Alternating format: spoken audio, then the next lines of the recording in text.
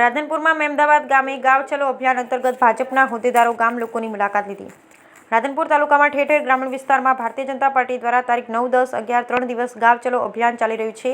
ત્યારે રાધનપુર તાલુકાના મેમદાવાદ ગામ ખાતે રાધનપુર તાલુકા ભારતીય જનતા પાર્ટીના નવનિયુક્ત મહામંત્રી બેચરભાઈ ઠાકોર ભાજપના હોદ્દેદારોની પ્રેરક ઉપસ્થિતિમાં મહેમદાવાદ ગામ ખાતે ગાંવ ચલો અભિયાન અંતર્ગત ગામ લોકોની મુલાકાત લઈ ભારતીય જનતા પાર્ટીના વિવિધ માર્ગદર્શન આપ્યું। Bureau report Anil Ramanuj, Radhanpur Patan.